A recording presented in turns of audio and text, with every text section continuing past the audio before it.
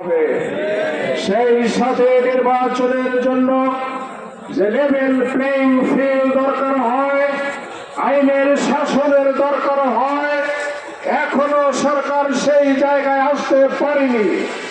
অবিলম্বে আইনের শাসন এবং লেভেল প্লেইং নির্বাচনের ফিল্ড এই সরকারকে নিশ্চিত করতে হবে।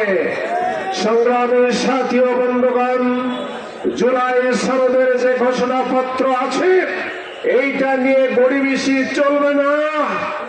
এই জুলাই সনদকে যদি আইনের মর্যাদা না দেয়, কোন এক সময় ক্ষমতাসীনরা আজকে এই বৈষম্য বিরোধী ছাত্র সমাজের অবদান ত্যাগ কোরবানিকে তারা ভিন্ন খাতে প্রবাহিত করবে।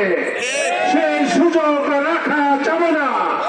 প্রয়োজনে গণভোট জাতি আজকে এটা চাই কিনা প্রমাণ দেওয়ার জন্য দুই একটি দল ব্যতীত সকলেই চায়।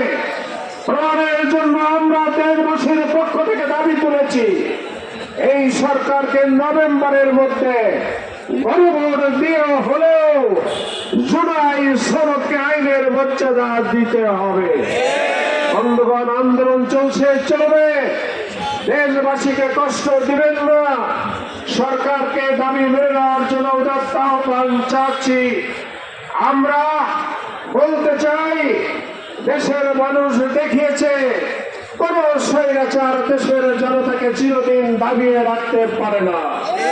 আপনারা শিক্ষিত মানুষের সংগঠন, নিরপেক্ষ মানুষের এই রাজনৈতিক একটি সরকার, আপনারা অবিলম্বে দাবি মেনে নিয়ে জাতির ইতিহাস